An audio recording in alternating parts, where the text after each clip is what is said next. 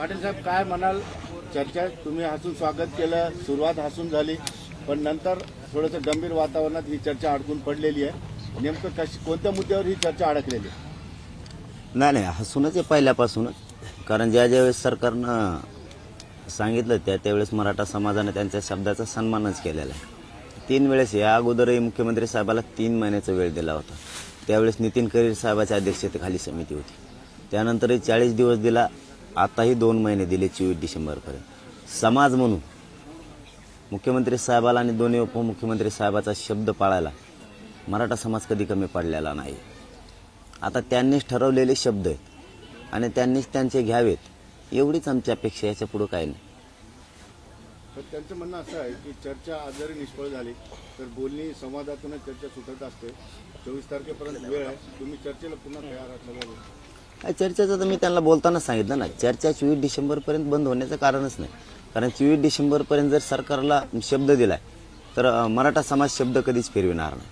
24 डिसेंबरपर्यंत त्यांना वेळ दिलाय. त्यांचे शब्द आहेत, त्यांनी ते मध्ये घ्यावेत, एवढीच मराठा समाजाची विनंती आहे त्यांना. बाकी दुसरं काहीच नाही. संभ्रम कुणाचा आहे, सरकारचा का मनोज जरांगे पाटलांचा शब्दावर? नाही माझं असण्याचं काय कारण आहे. शब्द त्यांचे तज्ज्ञ आहेत, त्यांचे सगळे बांधव इथं आहेत. यांच्या समोर चर्चा ठरली. हेच व्यासपीठ आहे, हेच जागा आहे, हेच राज्य आहे त्यांचं आहे, जनता पण त्यांचीच आहे, पालकत्व राज्याचं त्यांच्याकडेच. आम्हाला कशामुळे खोट्यात काढतील? ते लिहिलेलंच त्यांनी आहे आणि आम्ही फक्त शब्दावरती ठाम आहेत. आम्ही कधी सन्मान केला नाही त्यांचा, कौतुक कधी केलं नाही. काल विधानमंडळावरती ज्यावेळेस ते पटलावरती ठेवलं गेलं आम्ही ऐकलं, त्याच वेळेस सन्मान केला. मुख्यमंत्र्यांसह दोन्ही उपमुख्यमंत्र्यांचा सन्मान केला मराठा समाजात. कारण आमचं मोठं मन करण्याचं कारण पण तसंच आहे की त्यांनी निर्णय घेतलायच ना, फक्त घोषणा मोठी झाली. त्यांनी एखादं घर आहे मोठं, त्याला दरवाजाही मोठा दिला पण कडी कोंडाच दिला नाही.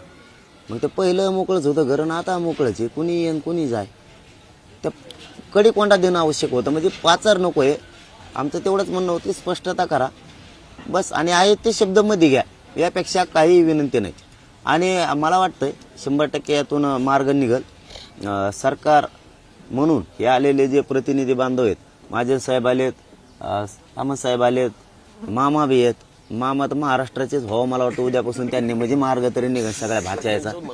हो म्हणजे उद्या मला वाटतंय 24पर्यंत 100% मार्ग यातून निघल, शब्दमध्ये घेतील ही मराठा समाजाला खात्री आहे. आणि एक जनता म्हणून सरकारकडं तर राज्याचं पालकत्व आहे, मराठा समाज या महाराष्ट्रातली जनता आहे आणि त्यांचे आहेत म्हणून ते मार्ग काढतील आणि ते शब्द आत घेतील ही आम्हाला खात्री.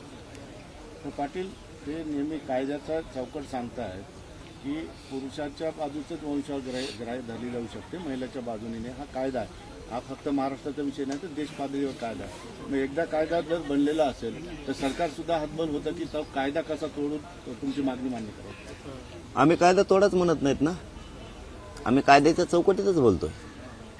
कायद्याच्या चौकटीत बोलतोय, नोंदी कायद्याच्या चौकटीत सापडलेल्या आहेत. कायद्याच्या चौकटीतच आम्ही बोलतोय. पण कायद्याच्या चौकटीत जे काही शब्द बसतात त्याला तज्ज्ञ आवश्यक आहेत, त्याच्यासाठी अभ्यासक आवश्यक आहेत आणि कायदा बनवणारे मंत्री महोदय म्हणजे त्या तिन्ही विधानमंडळातले सदस्य असणं आवश्यक आहे. ते सगळेच इथं आहेत याच व्यासपीठावर. ती शब्द आत घालण्यासाठी याच लोकांची आवश्यकता आणि तेच इथं आहेत. नाही ते 24ला बघूया, ते सरकारच्या हातात आहे, ते आज नाही. ते तो विषय पुढे तर आज नाही. सरकार शब्दमध्ये घेतील, या महाराष्ट्रातल्या जनतेला न्याय देण्यासाठी ही आम्हाला खात्री. एक सांगितलं आता, एक आणखीन 23ला सांगू. पण तुम्ही जो विषय नेहमी बोलता की कुणबी नोंद जर सापडली असेल तर त्याच्या नातेवाईकांना, ज्यांची दप्तरी नोंद नाही किंवा नोंद कुठेही नाही, शपथपत्रावर त्या प्रमाणपत्राचं वाटप करावं असं सुद्धा तुमची मागणी आहे. ती सुद्धा त्यांनी शक्य नाही म्हणतात. ते घेतील शब्द, आणखीन विचार करतील. त्यांना काय चर्चा अभ्यासकांशी करायची असली तर करतील. शब्दमध्ये घेतील कारण त्यांच्या तज्ज्ञानं ते शब्द घेतलेले. आम्ही आमच्यात चर्चा करतो. आम्ही पण आपका सुबह ये भी कहना था कि सरकारी जो अधिकारी है वो जातिवाद कर रहे हैं या फिर वो जो मराठाओं के कुणबी सर्टिफिकेट के लिए काम नहीं कर रहे हैं. अनेक तालुक्यामध्ये जिल्ह्यामध्ये असे बरेचसे तालुके आहेत की त्याचे सरकारकडे रिपोर्ट गेलेले. असे भरपूर तालुके आहेत की निरंक म्हणून दिलेले अहवाल आहे आणि त्याच्यानंतर नोंदी सापडल्या.